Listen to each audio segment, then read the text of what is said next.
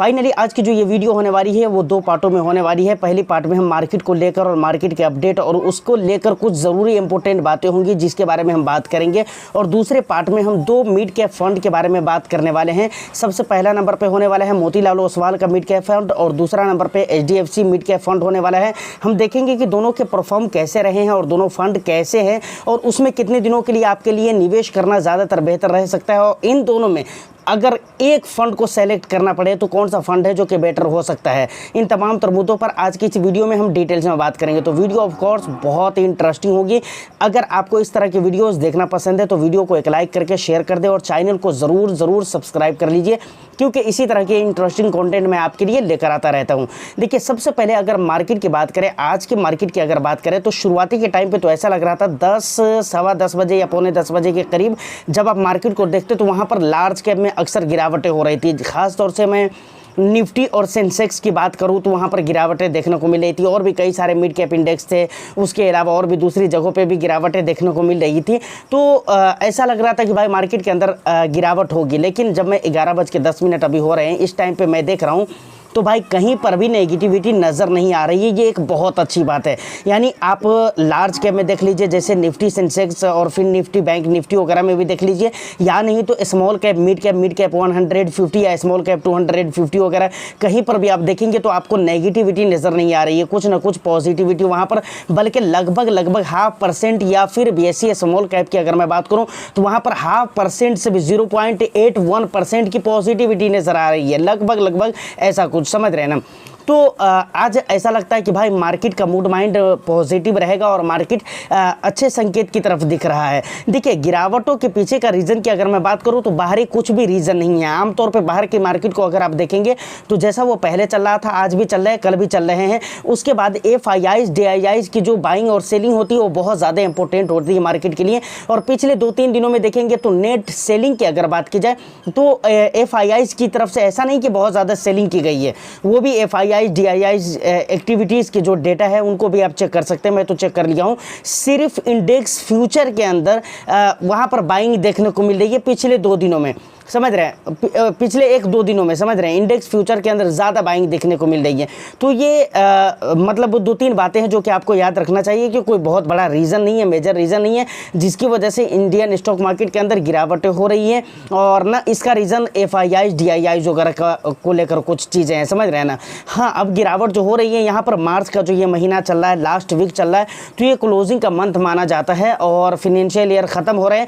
तो यहाँ पर शुरू में एक बात मैंने कहा हुआ था कि भाई लोग प्रॉफिट बुकिंग करेंगे क्योंकि 1 फिनेंशियल ईयर में 1,25,000 रुपये का जो एग्जेम्प्टेड है long term capital gain tax के अंदर, तो उसका लोग फ़ायदा उठा रहे हैं बहुत ज़्यादा। यहाँ पर कोई बहुत बड़ी बात नहीं और टेंशन लेने की ज़रूरत नहीं है। बस वही रीज़न एक जो कि मुझे समझ में आता है जिसकी वजह से लोग प्रॉफिट बुक कर रहे हैं और मार्केट के अंदर आपको थोड़ी बहुत सेलिंग देखने को मिल रही है, या फिर ये कह लीजिए कि गिरावटें समझ में आ रही है।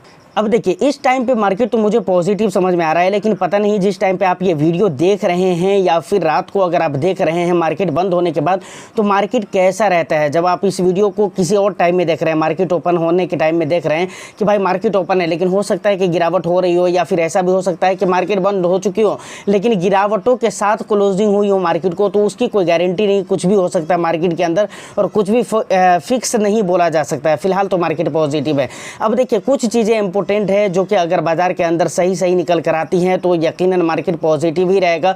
सबसे पहले देखना यह रहेगा कि भाई डॉलर इंडेक्स कहाँ जाता है, क्योंकि डॉलर इंडेक्स का देखना बहुत ही ज़रूरी है, क्योंकि FIIs के जो निवेश है डॉलर इंडेक्स के सिचुएशन के हिसाब से FIIs के निवेश आएंगे। दूसरी बात, कल की बात, कल तो मैंने एक बात बता दिया था कि भाई लार्ज कैप जो है वो अपने रीजनेबल प्राइस के ऊपर आ चुके हैं, तो अब डॉलर इंडेक्स बहुत बड़ा मैटर करता है कि भाई अगर उसका भी संतुलन ठीक ठाक रहा तो FIIs के निवेश आने शुरू हो जाएंगे इंडिया के अंदर।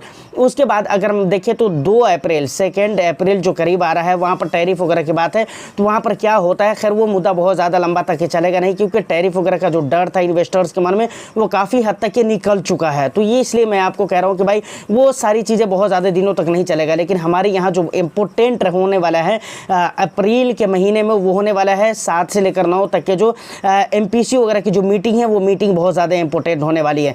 तो वहाँ पर अगर रेट कट हो जाता है, इधर अगर डॉलर इंडेक्स के अंदर गिरावट हो जाती है, रुपये के अंदर कुछ मजबूती आती है, तो बात को समझिए ये दोनों चीज़ें अगर होती हैं तो ऑफ कोर्स मुझे ऐसा लगता है कि मार्केट के अंदर पॉजिटिविटी लंबे समय तक के बनी रह सकती है। क्योंकि बार बार मैं इस बात को दोहरा रहा हूं कल से ही कि भाई लार्ज कैप अपने रीजनेबल प्राइस के ऊपर आ चुके हैं। अब देखिए इन्वेस्टमेंट करने की बात है तो स्मॉल कैप में तो लमसम वगैरह अगर आप ऐड करते हैं तो भाई वहाँ पर सोच समझ कर ऐड करने की ज़रूरत है, क्योंकि अभी भी वहाँ पर वैल्यूएशन है लेकिन लार्ज कैप के अंदर नहीं है। लेकिन आपकी SIP अगर चल रही है, पहले आपने इन्वेस्टमेंट करके रखा हुआ है लमसम, तो उसको बिल्कुल ही छेड़खानी करने की ज़रूरत नहीं, बंद करने की ज़रूरत नहीं, जैसा जो चल रहा है उसको बिल्कुल ही चलने दीजिए। तो ये तमाम तर बातें यहाँ तक के क्लियर हो जाती हैं। उम्मीद करता हूँ कि ये सारी बातें आपको समझ में आ चुकी होगी। अब दूसरा जो हमारा पॉइंट है वो दो मिड कैप फंड को लेकर है, और ऑफ कोर्स दोनों ही मिड कैप फंड अपनी कैटेगरी में बेस्ट म्यूचुअल फंड रहे हैं। सबसे पहले नंबर पे आ जाता है मोतीलाल ओसवाल का Motilal Oswal mid cap fund, और दूसरे नंबर पे आ जाता है HDFC mid cap opportunity fund. चलिए हम दोनों के डिटेल्स को देख लेते हैं, उसके बाद फिर आगे की बातें करते हैं। देखिए यहाँ पर दोनों ही फंड की डिटेल्स आपको दिख रहे हैं। इस लाइन में जो भी डिटेल्स होंगे वो HDFC के होंगे, और यहाँ पर जो भी डिटेल्स होंगे वो मोतीलाल ओसवाल के होंगे। सबसे पहले अगर हम देखें तो यहाँ पर 5 स्टार की रेटिंग देखने को मिल जाती है वैल्यू रिसर्च की तरफ से, तो दोनों ही फंड के 5 स्टार की रेटिंग है। उसके बाद अगर फंड एज की अगर बात की जाए तो यहाँ पर आप देख सकते हैं 11 साल 1 महीने हो चुके हैं मोतीलाल के, जबकि 12 साल 2 महीने हो चुके हैं HDFC के। वहीं पर अगर फंड साइज़ की बात की जाए तो 23,704 करोड़ के फंड साइज़ देखने को मिल जाते हैं मोतीलाल के, और 67,579 करोड़ के फंड साइज देखने को मिल जाते हैं HDFC के। तो एक तरह से देखा जाए तो यहाँ पर मौका ज़रूर है, क्योंकि AUM बहुत छोटा है, लेकिन इसका ये मतलब नहीं कि AUM बहुत बड़ा हो गया है तो इसका बहुत ज़्यादा इम्पैक्ट फंड के ऊपर देखने को मिलेगा, ऐसा भी नहीं है। और इस टेंशन में भी आपको बिल्कुल ही रहने की ज़रूरत नहीं है। उसके बाद अगर देखें तो भाई यहाँ पर पिछले 3 महीने और 6 महीने में दोनों ही फंड नेगेटिव में जा रहे हैं। मोतीलाल के अंदर कुछ ज़्यादा गिरावट हो रही है, क्योंकि रिटर्न्स ज़्यादा यही दिया है तो गिरावट भी यहाँ पर ही ज़्यादा देखने को मिलेगी ना। तो ये सिंपल सी बात है, कोई इसमें बहुत बड़ा लॉजिक नहीं है। उसके बाद पिछले 1 ईयर का अगर रिटर्न्स आप देखेंगे तो यहाँ पर नज़र आ जाएगा कि भाई मोतीलाल ने 18.98% का रिटर्न्स दिया है, और वहीं पर HDFC की बात की जाए तो 11.69% का रिटर्न्स दिया है। पिछले 3 ईयर्स की अगर बात की जाए तो 30.03% का रिटर्न्स दिया है मोतीलाल ओसवाल ने, और HDFC ने 25.73% का रिटर्न्स दिया है। उसके बाद अगर हम बात करें 5 ईयर्स में तो 39% का रिटर्न्स दिया है मोतीलाल ने, और 36% का रिटर्न्स दिया है HDFC मिड कैप फंड ने। उसके बाद अगर रिस्क रेशियोज़ को देखेंगे तो यहाँ पर आप देख लीजिए स्टैंडर्ड डिवीजन बहुत ज़्यादा नज़र आ रहे हैं Motilal Oswal mid cap fund के, जबकि उसके कंपैरिजन में अगर HDFC का देखा जाए तो कम है। तो ये एक अच्छी बात है HDFC मिड कैप फंड के लिए। उसके बाद शार्प रेशियो ये ज़्यादा होना चाहिए, तो यहाँ पर ज़्यादा नज़र आ रहा है दोनों का 1 से ऊपर तो दोनों के नज़र आ रहे हैं, लेकिन ज़्यादा अच्छे यहाँ पर मोतीलाल ओसवाल के नज़र आ रहे हैं। बीटा कम होना चाहिए, 1 से नीचे होना चाहिए, मतलब तो 1 से नीचे दोनों के ही है, लेकिन ज़्यादा अच्छे HDFC के दिख रहे हैं। उसके बाद अगर अल्फ़ा देखें तो यहाँ पर 5.16 है, 5.16 है, और यहाँ पर 9.01 है। तो इस मामले में यानी अल्फ़ा के मामले में मोतीलाल ओसवाल के फंड ज़्यादा अच्छे नज़र आ रहे हैं। उसके बाद अगर टॉप 3 सेक्टर्स की बात करेंगे तो टेक्नोलॉजी मिल जाता है, कैपिटल गुड्स मिल जाता है, सर्विसेज मिल जाता है। मोतीलाल ओसवाल के टॉप 3 सेक्टर्स ये हैं, जबकि HDFC मिड कैप के टॉप 3 सेक्टर्स देखेंगे तो फिनेंशियल है, हेल्थ केयर है और सर्विसेज है। तो बहुत ज़्यादा का यहाँ पर आपको क्या कहते हैं कि ओवरलैपिंग वगैरह भी देखने को नहीं मिलेगी। अगर कंपनीज़ की बात करें तो दोनों ही फंड के अंदर कंपनीज़ भी अच्छी देखने को मिल जाती हैं। इन तमाम तर चीज़ों को आप खुद भी रीड कर सकते हैं, वरना बहुत ज़्यादा लंबी हो जाएगी वीडियो। उसके बाद अगर पी की बात मैं करूं तो पी यकीनन मोतीलाल ओसवाल का जो मिड कैप है ये काफ़ी महंगा नज़र आता है HDFC के कंपैरिजन में। HDFC की पी है 21.7, जबकि यहाँ पर अगर देखें मोतीलाल ओसवाल में तो 51.11 है इसका PE रेशियो, तो ये काफ़ी ज़्यादा महंगा है। उसके बाद अगर देखा जाए तो एक्सपेंस रेशियो आप देख सकते हैं मोतीलाल ओसवाल के केस में कम है, और यहाँ पर HDFC मिड कैप का देखें तो ज़्यादा है 0.83% का। एग्जिट लोड सेम ही रहने वाले हैं। उसके बाद SIP वगैरह लमसम वगैरह के जो रेशियोज़ है वो सेम ही हैं कि भाई SIP आप यहाँ पर 500 रुपये से कर सकते हैं दोनों फंड के अंदर, और लमसम इन्वेस्टमेंट आप 1000 रुपये से कर सकते हैं दोनों ही फंड के अंदर। तो फाइनली अगर दोनों ही फ़ंड को देखा जाए तो बहुत ज़्यादा का डिफरेंस मुझे तो नज़र नहीं आ रहा है। खैर आपको क्या समझ में आ रहा है आप मुझे कमेंट सेक्शन में कमेंट करके ज़रूर बताइएगा।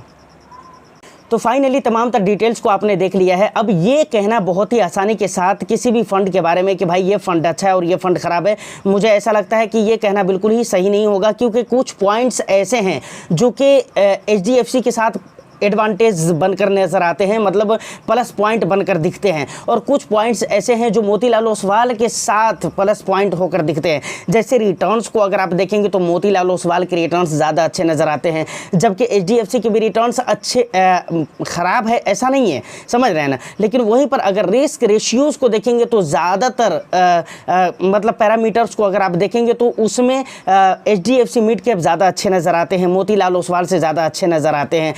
एक्सपेंस के मामले में देखेंगे तो आपको मोतीलाल ज़्यादा अच्छा नज़र आता है। तो मतलब कुल मिलाकर यह है कि कहीं पर पॉइंटेड है तो कहीं पर डिसअपॉइंटेड है। तो मतलब कहने का ये है कि भाई किसी भी फंड को हम अच्छा या बुरा नहीं कह सकते। ओवरऑल अगर देखा जाए तो कुछ कम या ज़्यादा माइनस प्लस करते हुए भाई दोनों ही फंड बहुत ही बेस्ट है अपनी कैटेगरी में।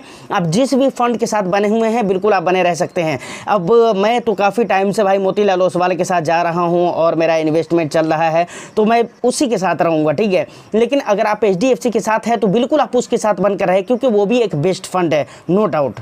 तो फाइनली उम्मीद करता हूँ कि वीडियो और इन्फॉर्मेशन आपको अच्छी लगी हो, तो बस एक लाइक कर दीजिए, शेयर कर दीजिए, और आपका कुछ भी वैल्यूबल फीडबैक है या आपको कौन सा फंड अच्छा लगता है दोनों मिड कैप कैटेगरी में, या आपके पोर्टफोलियो में कौन सा फंड है, आप मुझे कमेंट करके कमेंट सेक्शन में ज़रूर बताइएगा। वीडियो को लाइक करके शेयर कर दे। चैनल को अगर अभी तक आपने सब्सक्राइब नहीं किया है तो चैनल को भी ज़रूर सब्सक्राइब कर लें। मैं फिर मिलता हूँ किसी नेक्स्ट एंड इंटरेस्टिंग वीडियो में। जब तक के लिए all the best. Thank you for watching.